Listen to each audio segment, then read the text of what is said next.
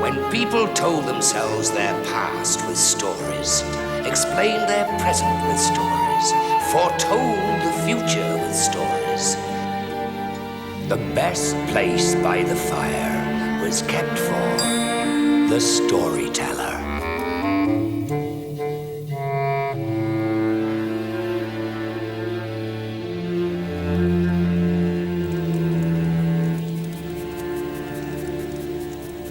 One day in November, the Queen died. Outside the palace, the leaves fell lamenting, reds and golds falling. Inside, weeping, the king, his 3 sons, his daughter. And the people filed slowly by to shed their own tears for the dear Queen. But there was one among the mourners whose eyes were dry.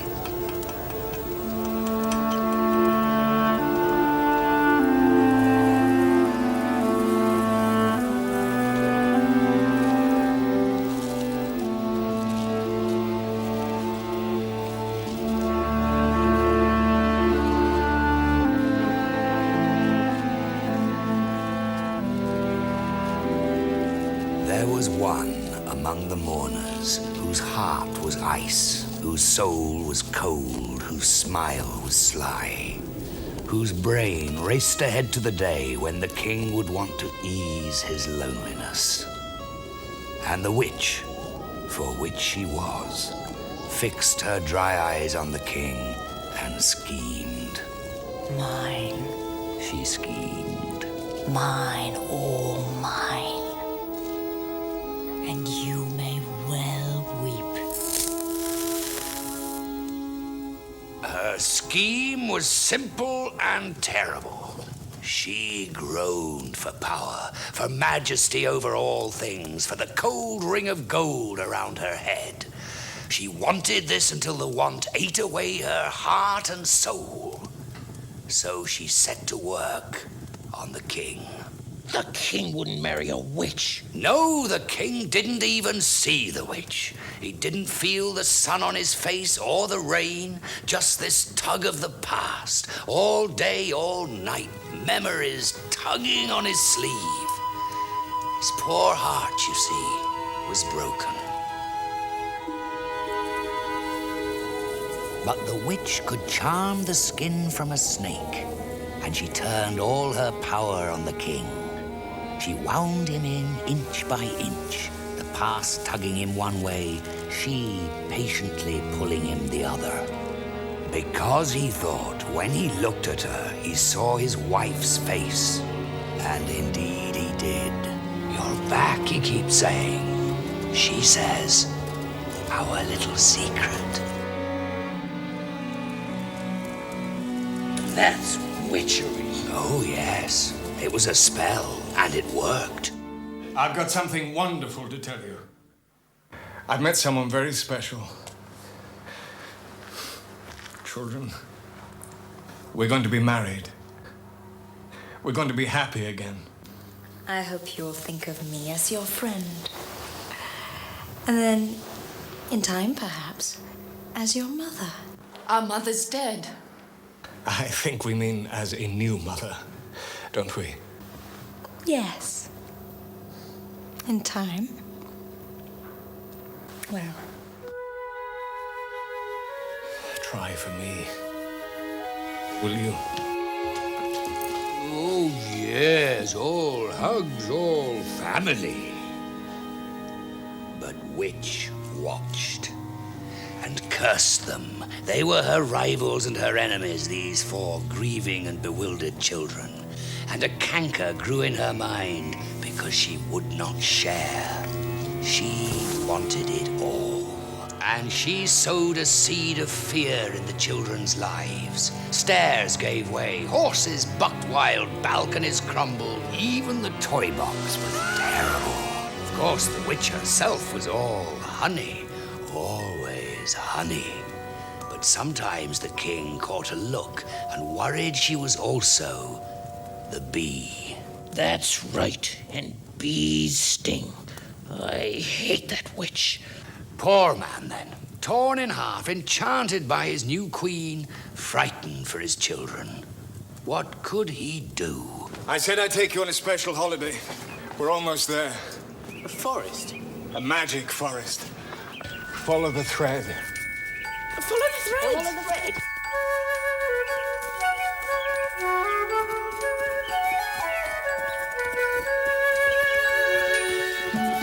Hurry up, it's perfect. There's a stream. And a house! And sure enough, there it was, pink and perfect.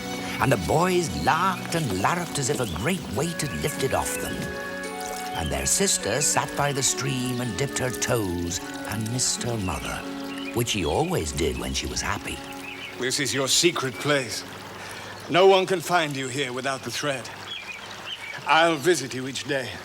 You've brought us here because of her, haven't you? Our stepmother. No, of course not. But his daughter was right, quite right. For even as she spoke, the witch, her stepmother, sat in her tower and studied horrible spells. For the children were obstacles between her and power, growing, daily growing like clouds over her. And now she would discover where they were, her clouds, and puff them clean away. Where have you been? I took the children on a trip. A holiday. Oh, yes. Anywhere nice? Yes, very nice. What's that you're sewing? Shirts. I'm sewing them all little shirts. Aren't they sweet? That's nice. Is there love, those? You're being very mysterious. Am I? What about? The children. Our children. You want me to be their mother, but what mother can tolerate not knowing where her children have gone to? I just want them to have a secret holiday. Makes it special. Secret. Yes, of course. But what if something should happen to them? Then where would we be? What happened to you? Still, let that be an end to it. If you don't want to talk about it, that's your right. They're your children. I'm just the stepmother.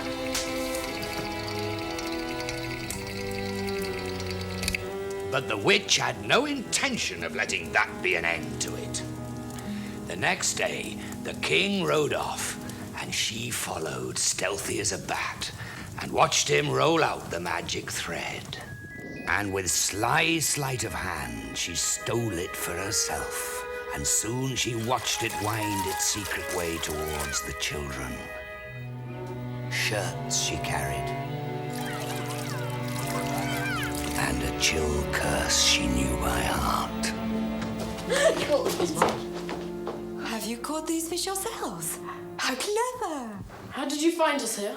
Where's our father? He's just coming. Look, I brought you presents. Aren't they nice? I sewed each one by hand. Thank you. I'll put them on. Then your father can see them. But how can their father see them when this thread won't work, when this ball won't roll? Where's your sister? I miss her. She should be here. Come along, Ben. Your shirt. And all the while the king stumbles lost in the forest and cries out, "Children!" The shirt will hurt, the wings will sting, the beak will shriek, the eyes will cry. The shirt will hurt, the wings will sting, the beak will shriek, the eyes will cry. The shirt will hurt, the wings will sting, the beak will shriek, the eyes will cry. The shirt will hurt, the wings will sting, the beak will shriek, the eyes will cry. The shirt will hurt, the wings will sting, the beak will shriek, the eyes will cry. The shirt will hurt, the wings will sting, the beak will shriek, the eyes will cry. The shirt will hurt, the wings will sting, the beak will shriek, the eyes will cry.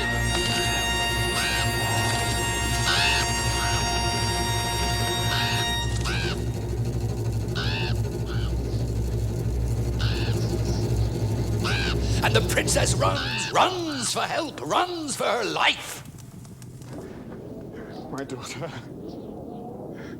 Daughter! Boys!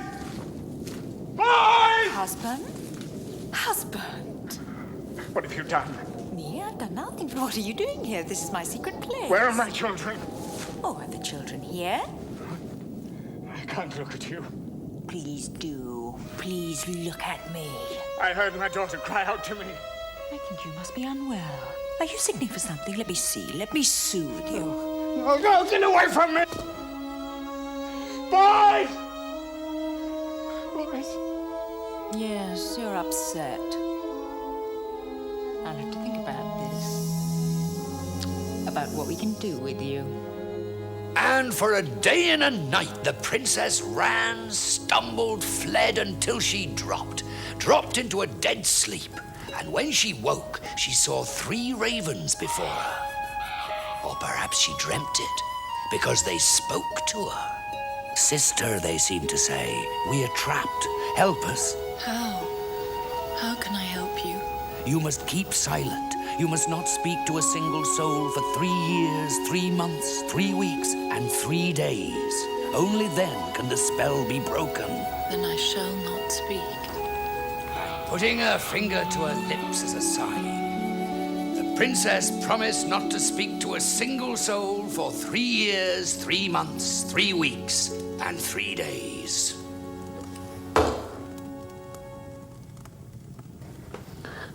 The princess, she couldn't speak to anyone? No, Hello? Goodbye? I'm hungry? no, What about a note? She could write a note. nothing. If she spoke to another soul, her brothers would remain ravens forever. Such was the power of their stepmother's spell. And so the princess made her home high in the hollow of an old dead tree and was silent while weeks and weeks went by. Until one day, a young prince, far from home, stumbles across a stream. And in that stream, he sees a handkerchief float by. Hello, is this yours? Come back. Have you been cursed? Is that it? Can you not speak?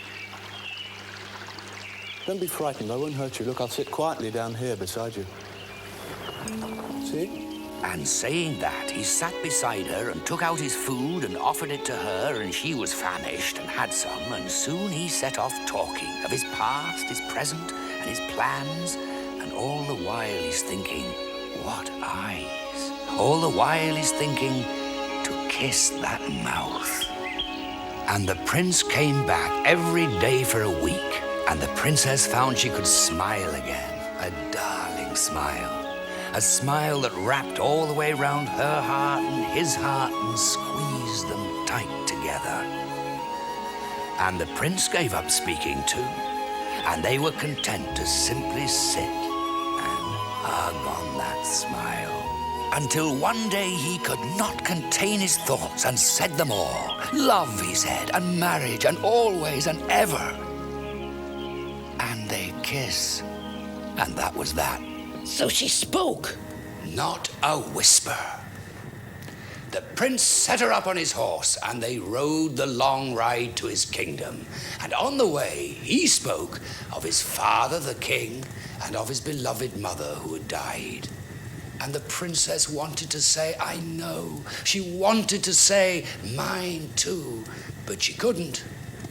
So she didn't. And at length they were there at the gates of the palace, and as proud as you please. Father, madam, I want you to meet my sweetheart. His father looked down, and so did his stepmother. The witch. The witch. But she was married to the other king. The other king was dead, poisoned. Oh no. The witch had a taste for kings now, for countries, for the princess was a thorn pricking at her ambitions. The princess could not speak, but she accused with her looks. Killer of my father, bewitcher of my brothers. And the witch knew she must have done with her. And so the battle began, the good princess and the wicked witch. But the prince knew nothing of this, and married his sweetheart. And it was true. The moon was honey for them. It kicked. It's moving. It's kicking me. And not a minute, it seemed, before there he was. A son, a boy. and the young mother would have given anything, everything, to say his name, sing to him, whisper.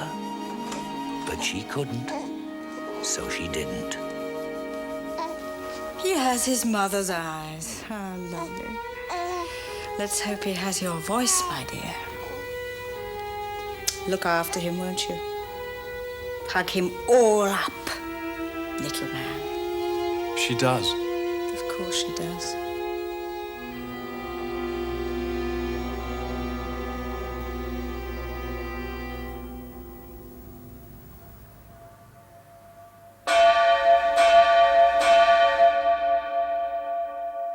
What? What is it? Where's the baby, darling? The princess didn't know and couldn't speak, and their baby was nowhere to be found, and the pain of it intolerable, until one night she went to the garden and dug with her hands in the ground a small hole, and bending to the earth, screamed with all her heart, screamed and screamed her pain into the hole until morning. And it was better. And looking up to the sky, she saw her brothers, the ravens, circling above her. The days pass, they seem to say. Hold to your promise. Hold to your promise. Your father and I are so sad for you both. Thank you. So sad. Well, it couldn't be you don't think the princess didn't, well, want the little baby, perhaps, and... She loved him. Of course she did. Stupid. Forget I said anything. Please? Dearest, where have you been? I looked everywhere. What have you got on your hands? What's this? Is it earth? Perhaps she's been digging a little hole. What have you been digging? It must pain you so much she's done. I hate that witch. I bet she did something to the baby. No one knew, or no one said. And when the news came the princess was to have a second baby, the joy was muted. Quiet. And 2 years and 2 months after the princess took her vow of silence, another boy was born to her. And she would not let this precious son from her sight, not for an instant, until exhaustion overcame her, and her eyes stopped fighting and closed. And when she woke,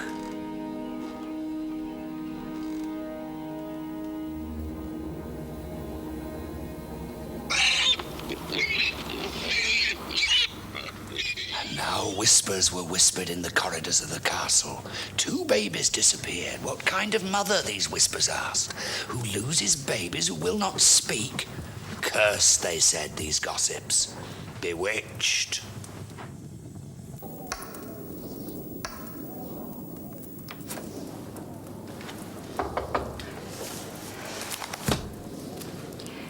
Yes?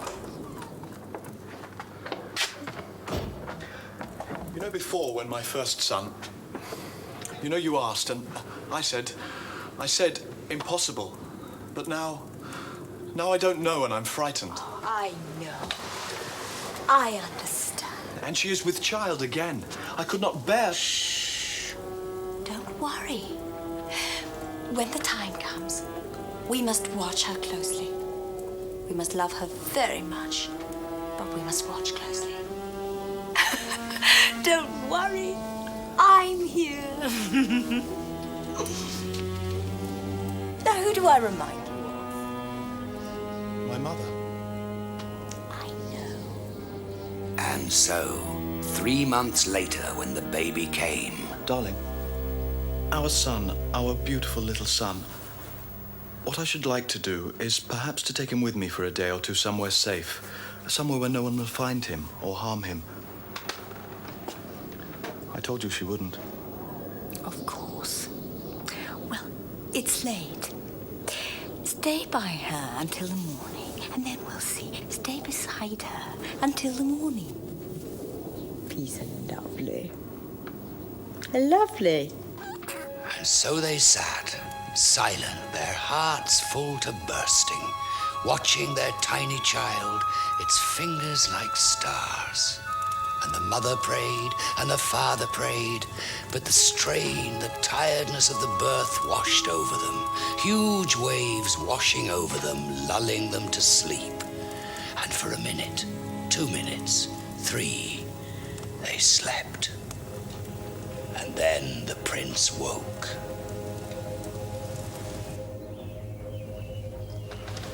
Oh no. Oh no! What have you done? What have you done? What's happened? What's the matter? It's horrible. I can't believe it. She's a witch. My poor babies. My poor sons. Yes, she must be burned as a witch. Tomorrow she must be burned. And so it was decreed that 3 years, 3 months, 3 weeks, and 3 days after she had taken her vow of silence, the poor innocent princess would be burnt at the stake as a witch. Why didn't she speak? She can speak now, can't she? No, not yet. Not until the midday. As they prepared the bonfire, the sundial in the courtyard was still far from the midday. And they came for her and tied her to the stake. And as the sundial neared the line of 12, it was the witch herself who lit the torch and took it towards the bundles of hay and twigs. And then 3 ravens flew at the witch, wheeling and diving and crashing, and she dropped the torch and in a second was nothing but dust and ashes.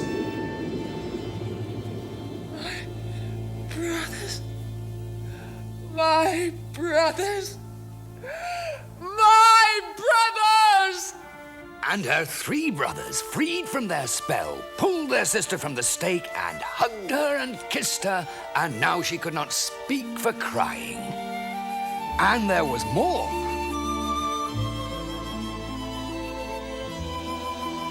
For now all was restored to her, and good held sway. And the girl who kept faith and had but one face for everyone was rewarded with sons and brothers and a sweetheart and a crown. And she practiced her smile until it was perfect.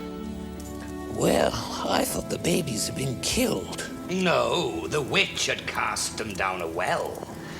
But the ravens knew and caught them up safe and cared for them. And so they lived happily. Yes, but it wasn't 3 years, 3 months, 3 weeks, and 3 whole days, was it? No, clever clogs. The princess spoke 3 minutes too soon. And because of that, her youngest brother kept one wing forever. But he didn't mind, and nor do I, and nor, my dear, should you. The tale of the 3 ravens.